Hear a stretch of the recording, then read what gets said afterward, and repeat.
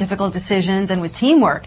So I do think happy hour has a significant role to play. It has a significant role, but as long as they don't overdrink, and as long as office is picking up the tab. That's right, that's right. That helps a lot, actually, on that camaraderie thing. If the bill is paid by somebody else, yeah. It's not overrated, let's just put it that way. That's right. So I was reading Wired magazine, and this is kind of strange. It says, have we forgotten the word forgotten?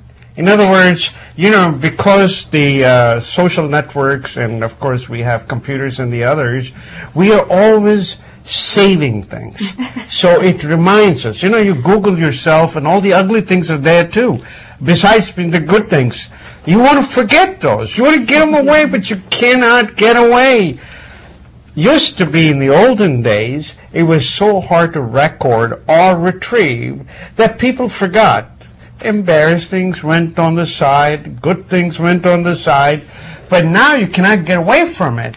So now that has become a business model. Oh. You know, I mean, people will find anything to make into a business. Isn't that incredible? That's right. The name of the program is Drop.io. Basically, the program is that anything you send or anything you produce is a time limit. You know, you can, of course, set it up, and if you don't set it up, it'll delete in 1 year. Done and gone. You don't have to remember this. This is the file sharing program. Is that what it's called? You know more about it. Tell me. Well, usually, you know, you do have options, especially when you do any kind of data storage. If it's significant, if you're a corporation, you usually have a shelf life of 5 years or 7 years, after which your records are wiped clean, because there is only limited value to hanging on to data. But this is different. This is about your social networks and your personal life, including your pictures, maybe. I mean, these are all things that are embarrassing things you wrote on your Twitter. Oh, sure. I mean, think about it. I mean, Facebook is new for us, and so a lot of people are using it in that teenage community. What happens when they become adults, or when they, you know, are past the age of 40? They look back, and that stuff is probably still going to be there. If you're running for the office, you know, people will know exactly what you did in college, right? So I think it's a good idea. Plus, if you think about just how much data storage needs are just growing by exponential amounts, that all that stuff, cloud computing, all these new technologies are trying to find a home for these things.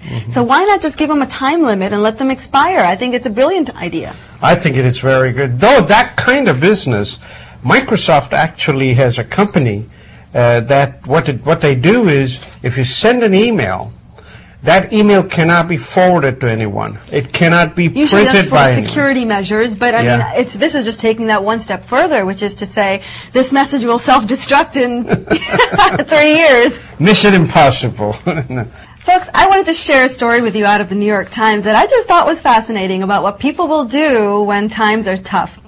You've heard of ashrams. For many of you that don't know what an ashram is, it's often a retreat, usually like a summer camp that's far away, but usually for adults who are looking to get away and start a new life. A lot of times, ashrams are for people looking to meditate and to get out there and find themselves with yoga experiences and the like. They were very, very popular in the 60s. And generally, as you know. it's for older people. Generally, but I think you're finding more and more younger people starting to adopt that lifestyle. Certainly the celebrities love it. But guess what's happening now? There are several ashrams across the country that are experiencing phenomenal growth in terms of their memberships. People are going in droves. Why? Because they're trying to ride out the tough economy. As a matter of fact, Todd Wolfenberg, Director of Marketing at the Himalayan Institute, which is in Honesdale, Pennsylvania, says there is a rising popularity of yoga retreats, and he has seen an increase in applications from recent college graduates and people with professional careers. He says he suspects it's because they haven't been able to find a job after college or are leaving a job, and the center attracts people whose lives permit extended time off. You know, one of the advantages of going to ashram is you can get all your negativity out. And you know, when you're looking for a job, not getting one, you're in a very negative and a foul mood. It's a good idea to just sort of get away. You know, I've been threatening my family that I will go and live in an ashram for 6 months. Unfortunately, I've not been able to do it, But my reason for going is very similar, that I just want to just clean myself out, just go on a vegetarian diet, Spartan clothes, no cell phone, nothing. Me and my God. Well, you know, it's actually not a bad idea, because you don't have to spend much money at these things. At the Ananda Ashram, it's not really like a spa, folks, so you just have to be careful that you know what you're getting into. It's kind of like a dormitory, but the fact is you live amongst people and you live in a community, and it's a different kind of experience. You wash your own clothes, you iron your own. So no, there is no ironing, period. I don't think you need to iron in those places. And of course, no one is going to give you a massage there. You know, you have to do it yourself. Unless you make some friends, I guess. Folks, you got to admire this guy, Rick Khosla.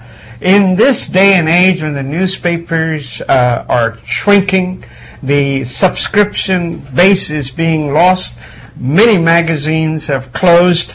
Rick Khosla wants to bring to you Washington Masala. Nice name. A magazine about Indian Americans here in Washington, D.C.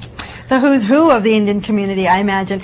What a great name. I mean, if he decides to expand into the Asian community, that's even a greater angle, right? Because that is a masala. We are a masala here in the D.C. area. Precisely. His idea is good. You know, actually, Rick, if you're listening, I want to tell you, that's what Darshan is. We're also a magazine. We come in on a Saturday for 1 hour and make you happy, we go away. We are not on the newsstands. His model is he's going to sell it through the newsstands, and of course, he's also going to have a subscription model. Well, I think that's smart, because it is very, very difficult for startups looking to get into new media space to rely on ad dollars. The money just is very, very hard to build, and having a subscription model at least gives you some guaranteed income. That's true. And of course, the advertising folks, you know, they're always looking something definite that they can touch and feel before they pay you. So, of course, the magazine model works. I mean, I thought about it 10 or 15 years ago, but hey, I didn't have time, but I admire him. Even though he owns an IT company, his love is there. The first magazine, most of the articles are written by him. Otherwise, he's going to use some of the writers from India.